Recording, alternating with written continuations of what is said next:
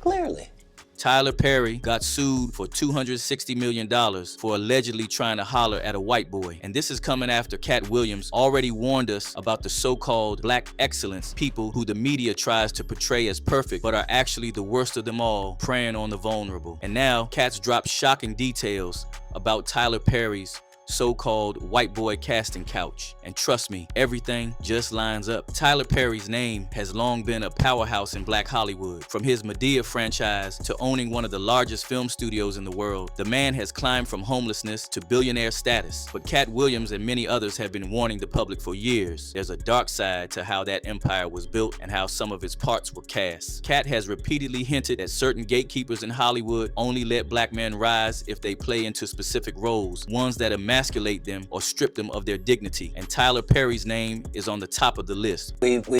Clearly. But Katt didn't stop there. He made it clear he had no personal hate for Tyler Perry, even admitting that Tyler works hard. But then came the bombshell. Katt publicly said Tyler was a drag queen who uses younger men for his own pleasure. And no, that wasn't a joke. Katt was calling out something he believed was real. How Tyler operates behind the scenes, how the role he makes are given to these men if they do something in return. This Tyler Perry's casting couch comes with a price, and there's just too much evidence out there. Katt's not the only one who's spoken up about this. Other actors, some who have worked directly with Tyler, have added their own experiences to the conversation. Brandon Jay, an actor and voice coach, dropped a video that went viral after he detailed his interaction with Tyler Perry. Brandon said he was cast in the show Meet the Browns as a high school teen named Jeffrey, but out of nowhere, Perry decided to flip the script, literally. Brandon said Tyler came in at the last minute and changed the character into a gay teen who had a crush on his bully, and that, according to Brandon, was not the role he originally auditioned for. So here's a story time about how filming Meet the Browns was the most stressful and hardest thing that I've ever done in my entire life. I had no idea that Tyler Perry's studio schedule was so drastic. If you're working on a regular network show, they take a whole week to film an episode. Tyler Perry Studios, they film an episode in one day. The character was Jeffrey, a fat high school teenager who was very intellectual, who was getting bullied at school. I take 2 to 3 days to learn the entire script. On the day of filming, first thing we do is a table read. I know all of my lines.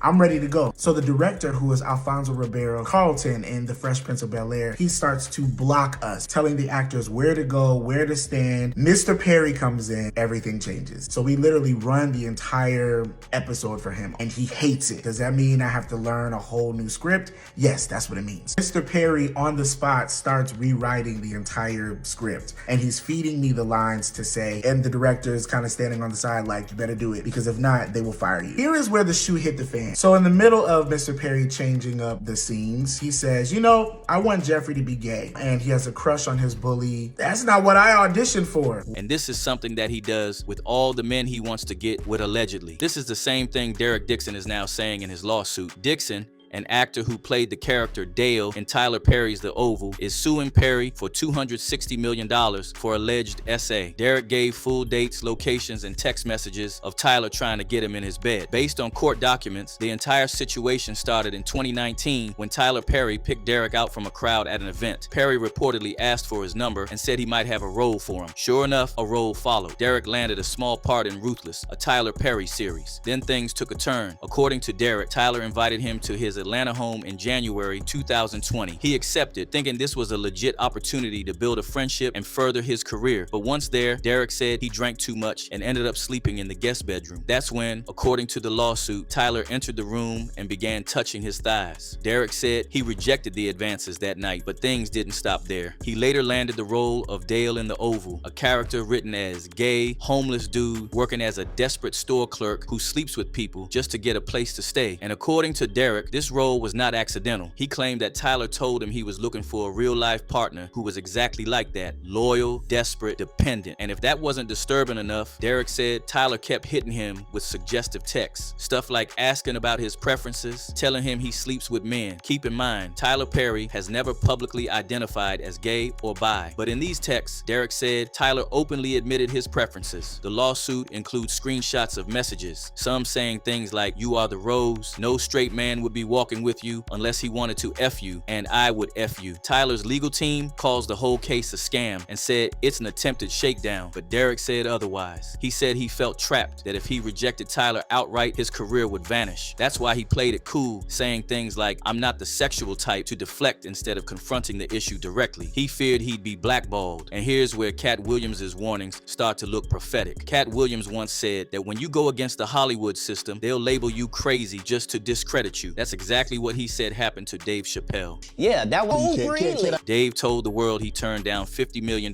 from Comedy Central because he didn't want to be a puppet anymore. Instead of listening, Oprah invited him to her show and tried to push him into admitting he had a breakdown, and Dave just stared. He said no, but the media had already painted him as unhinged. Maybe this $50 million came with the same things that Derek was facing at the hands of Tyler. I'm glad you're here. Everybody wants to know, why'd you walk away from $50 million? I wasn't walking away from the money. I was walking away from the circumstances with the newfound plateau. Yeah. It was completely outside of my frame of reference. I've been in show business since I was 14. I've heard the stories, seen these kinds of things play out in front of me. I mean, you see before, look, Mariah Carey made a $100 million deal, and 3 months later, she's all of a sudden mysteriously crazy. Or Martin Lawrence punches through and he's waving a gun on the street screaming, "They're trying to kill me." Yeah, we hear those stories. And it always happens around the time in their career where it seems as though they're crossing over the next plateau. Yeah. It's incredibly stressful. Yeah.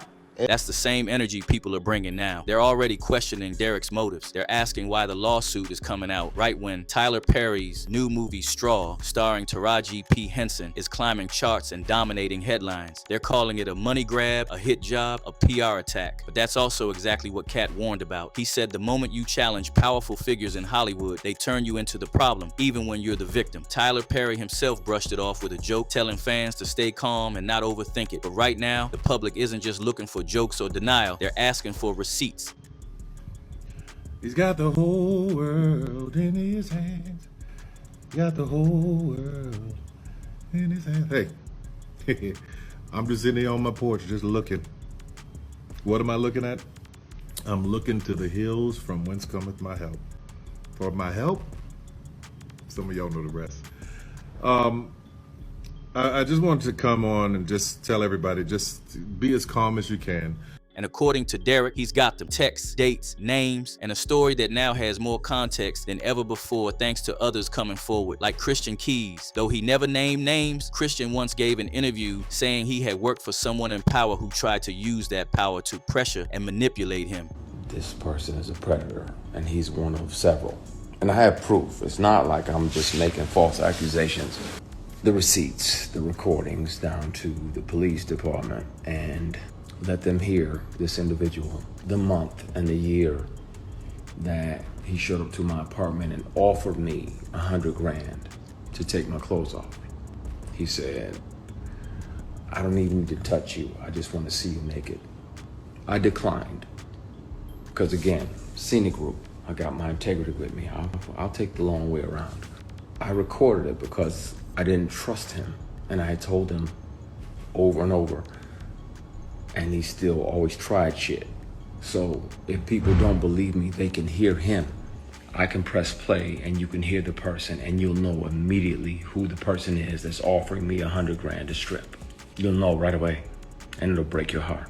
He didn't name any names, but the internet was convinced it was Tyler Perry. Christian had been a regular in Perry's productions, and when you line up the timeline, it just makes too much sense. Even 50 Cent had to weigh in. 50 posted a picture of himself and Tyler Perry with the caption, "Did that B just say what I think he said? Nah, we ain't jacking this game." It was clearly exaggerated, but it showed where 50's loyalty stood. He's always credited Tyler with helping shape his business moves in the media, but the people clearly has had enough of Tyler. This has been going on for years. Research where Medea really come from. Another user said, "This is not the world trying to take another black man down. This is him paying for his shenanigans and poor choices." Katt Williams said it best these guys are going to get exposed. Sound off in the comments. Was this long overdue or just another controversy? And if you're here for bold voices that don't hold back, make sure to follow along and catch the next clip waiting just around the corner.